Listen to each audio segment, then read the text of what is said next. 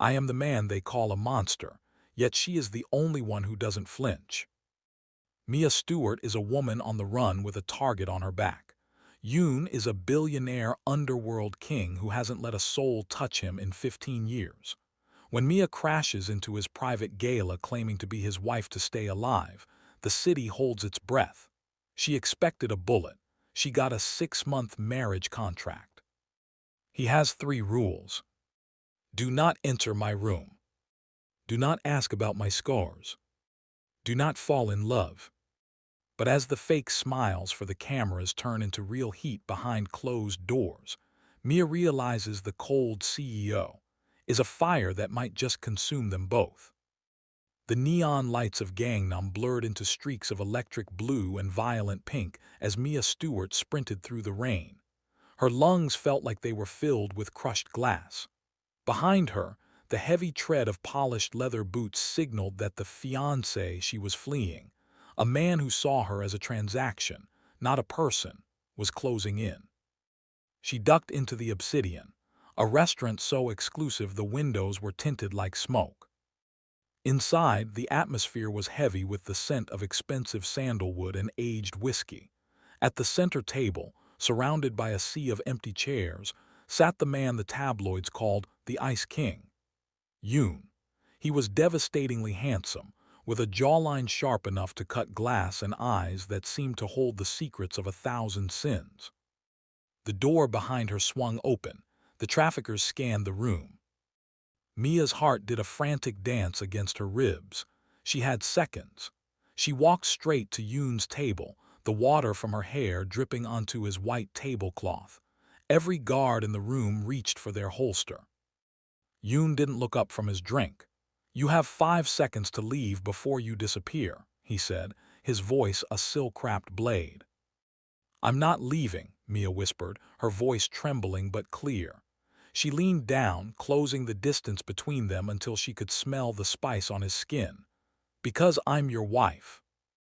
The world stopped. The traffickers froze in their tracks.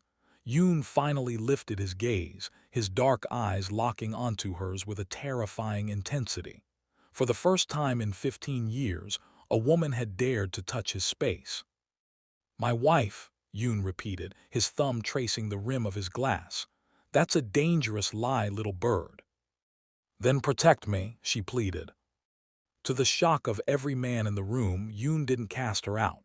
He reached out, his gloved hand hovering just inches from her cheek, not touching but marking her as his. "6 months," he murmured, "and you belong to the shadows." The car ride to Yoon's estate was suffocatingly silent. Mia sat as far from him as possible, staring out at the rain-slicked streets of Seoul. Beside her, Yoon was a statue of marble and shadows. He hadn't spoken since they left the restaurant, yet his presence filled the entire vehicle. "I don't even know your full name," she whispered, her voice cracking the silence. "Yoon Jae-hoon," he replied, his eyes never leaving the window. "But you will call me Yoon, and in public you will call me nothing at all. Silence is our best defense." They arrived at a fortress of steel and glass perched on the hills of Namsan. Inside, the air was cold. There were no photos, no flowers, nothing to suggest a human lived there. Yoon led her to a massive mahogany desk where a single sheet of paper waited. "The contract." "6 months," Yoon said, sliding a pen toward her. "I provide you with a name that no one in this city dares to touch. In return, you act as the reason I cannot marry the daughter of my rival.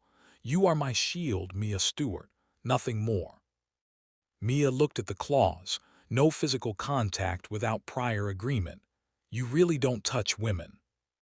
Yoon stepped closer, his shadow falling over her like a shroud. "I don't touch anyone. People are fragile, Mia. I am not." She signed her name in trembling script. She was safe from the traffickers, but she had just walked into the lion's den.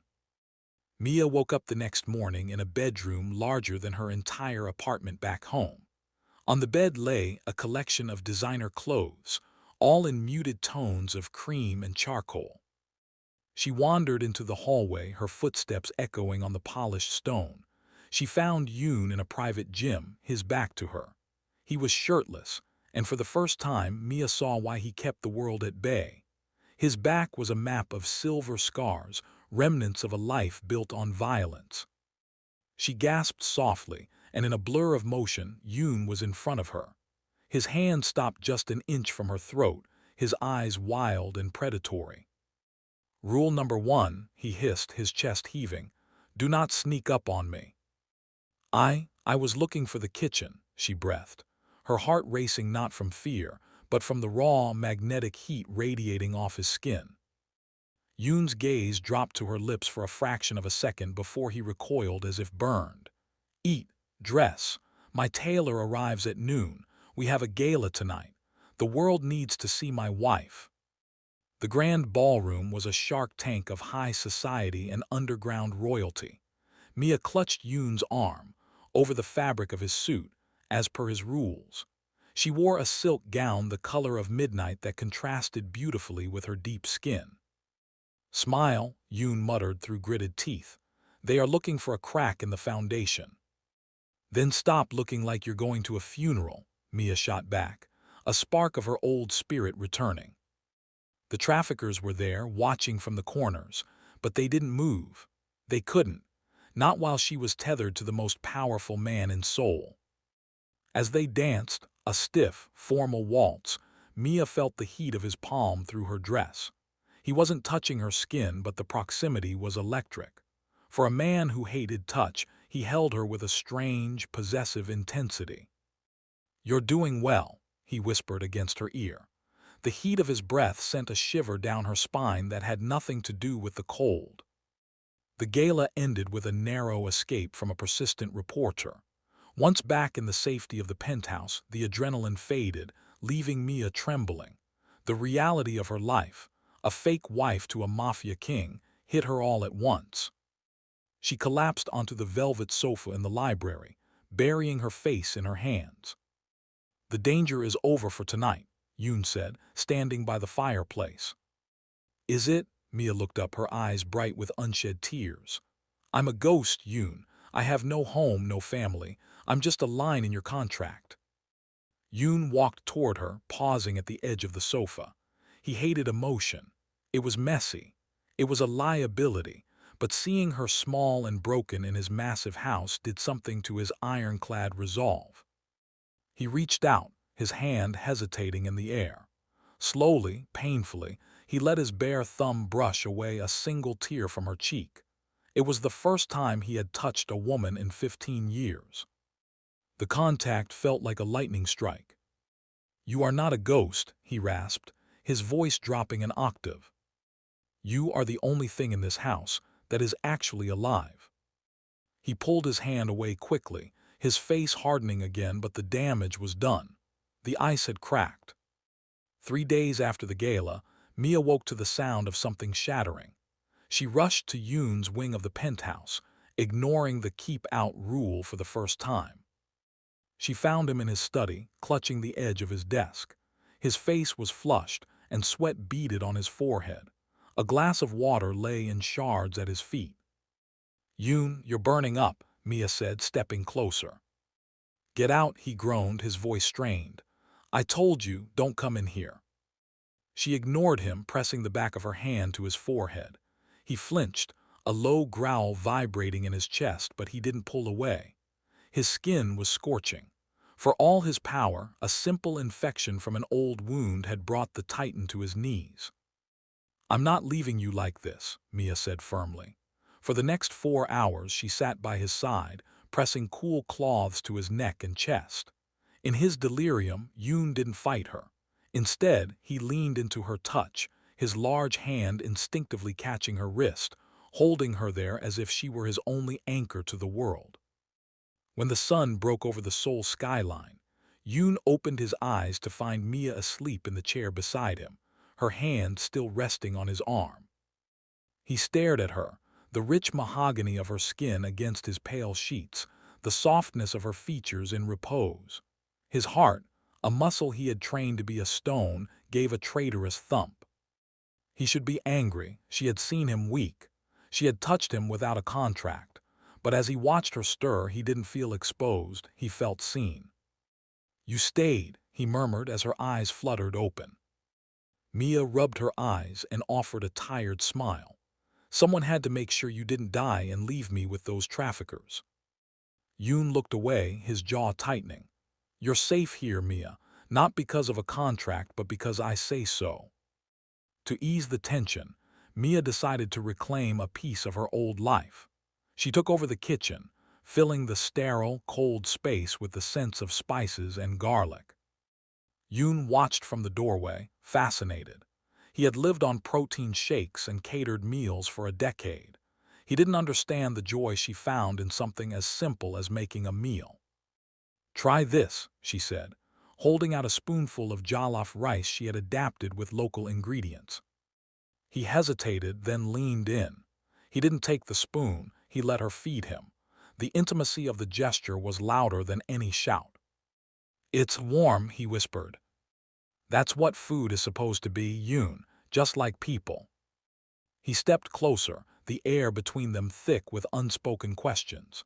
He reached out, tucking a stray braid behind her ear. His fingers lingered on her skin, testing the boundaries of his own fear. The peace was shattered by a phone call. Yoon's face transformed back into the cold mask of the Mafia CEO. They found the trail, he said, hanging up. Your fiancé isn't just a trafficker. He's been laundering money for my rivals. They think you have the ledger he lost. Mia grew pale. I don't have anything, I just ran. It doesn't matter what you have. It matters what they think you have. Yoon walked to a hidden wall safe and pulled out a small, elegant pistol, handing it to her. From now on, you don't leave my sight, not even to sleep. Yoon, I can't. You will, he commanded, but his eyes softened. I've spent 15 years avoiding touch because I didn't want anything to lose, but I've already lost the battle, haven't I? That night, Mia moved her things into Yoon's master suite. The room was a fortress within a fortress, silent and shadows deep. Yoon lay on one side of the massive bed, fully dressed in his silk shirt, staring at the ceiling. Mia climbed in on the other side, the distance between them feeling like a canyon. Mia. Yes, she whispered into the dark. Why weren't you afraid of me, that first night in the restaurant?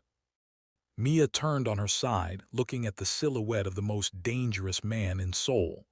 I was terrified, but I saw your eyes. You weren't looking at me like a prize or a victim. You were looking at me like you were just as trapped as I was. In the silence, Yoon reached across the space. His hand found hers, fingers interlocking for the first time with intent. No contract, no fake marriage, just two souls finding heat in the cold. I won't let them take you, he vowed, even if I have to burn this empire to the ground.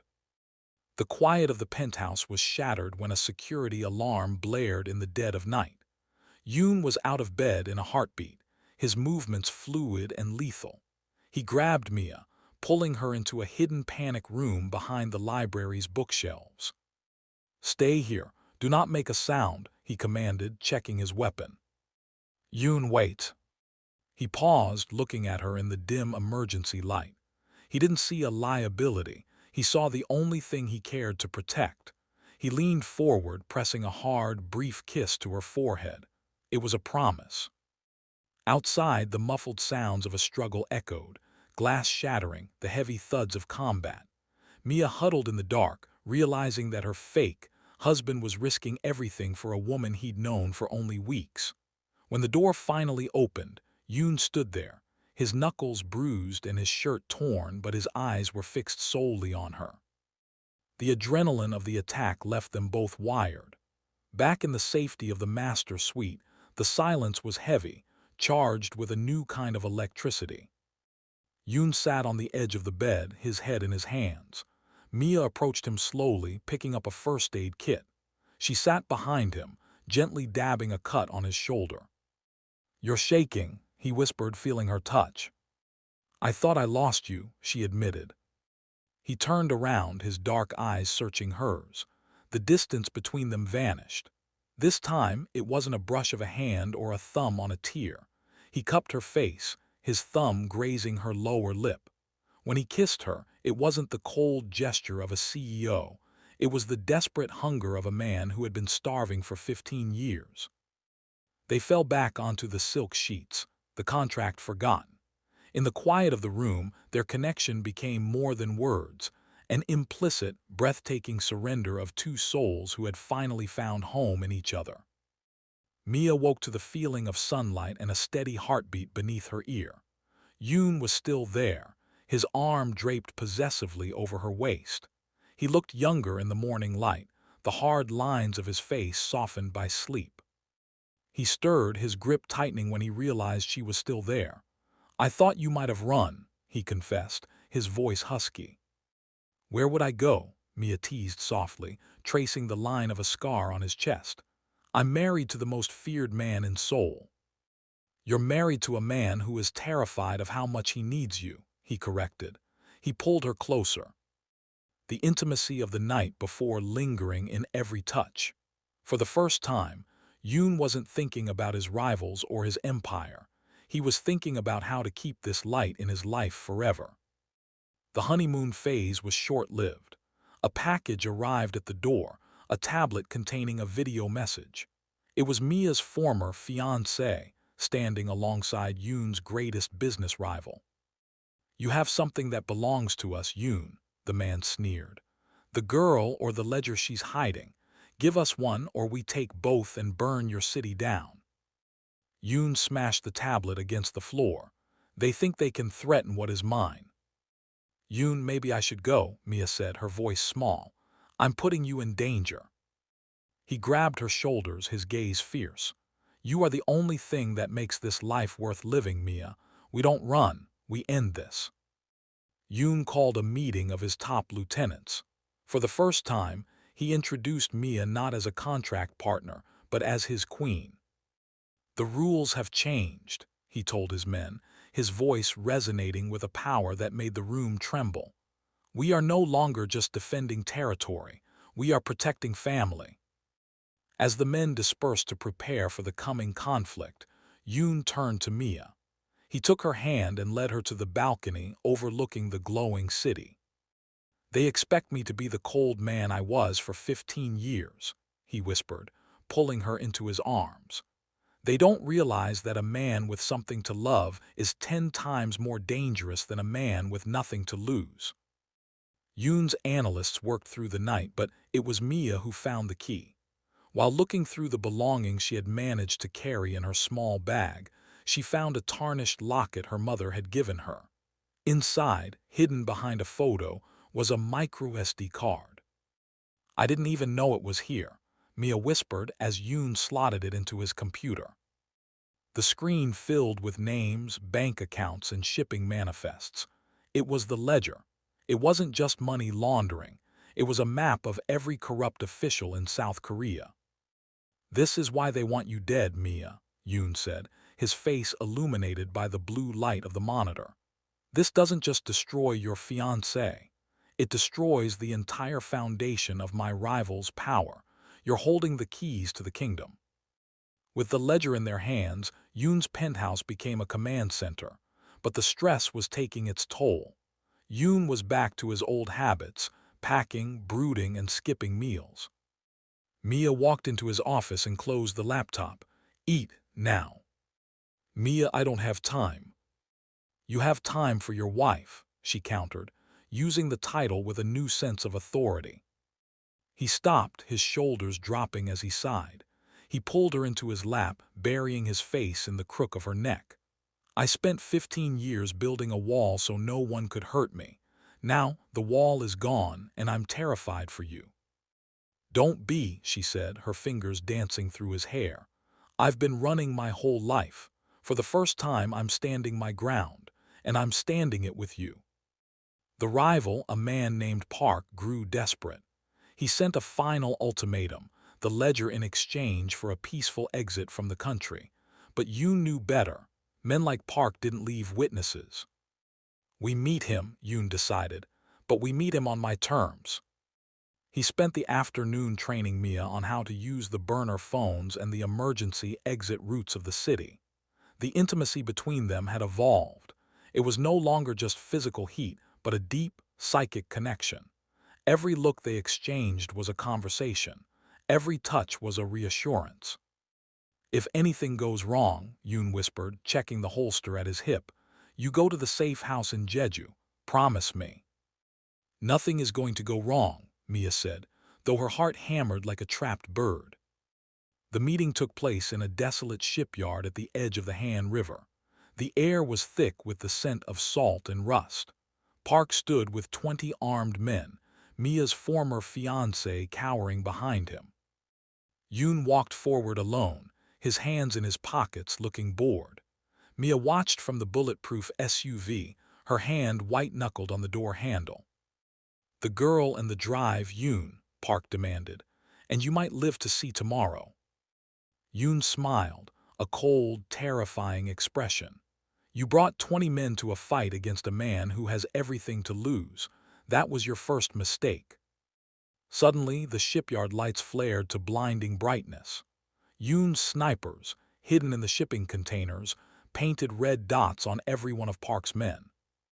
The less violence, Yoon promised Mia, meant precision, not a massacre. With a few swift movements and his team's intervention, Park's men were disarmed and forced to their knees. But as Yoon approached Park, the fiancé pulled a concealed blade, lunging toward Yoon's back. "Yoon!" Mia screamed, throwing the SUV door open. Yoon spun, catching the man's wrist and snapping it with a sickening pop. He pinned the man to the ground, his eyes glowing with a feral rage.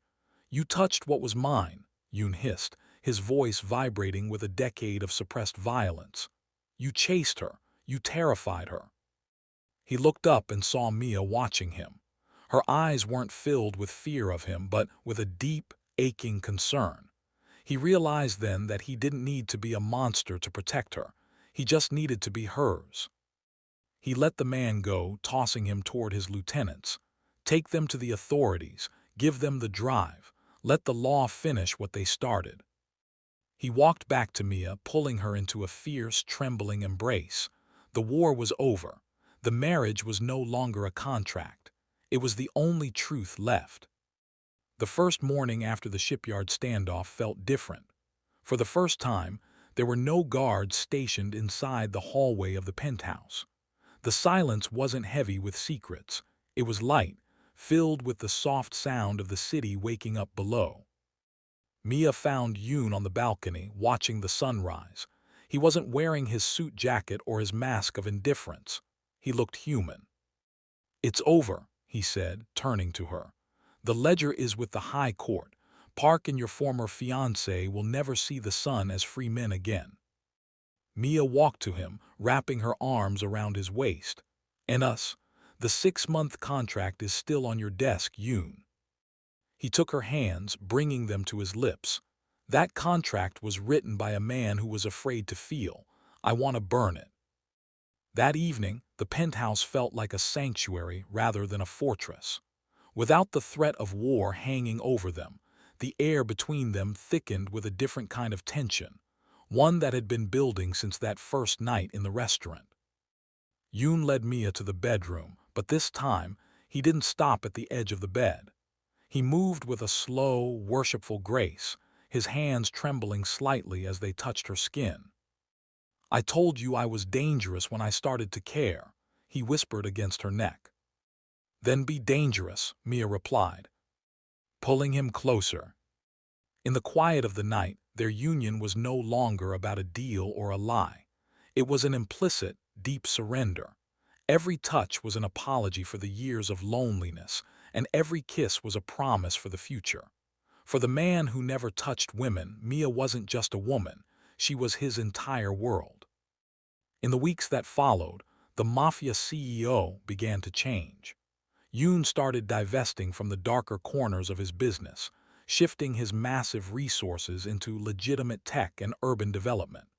The streets still feared him, but they also respected the man who had cleaned up the corruption that once bled the city dry.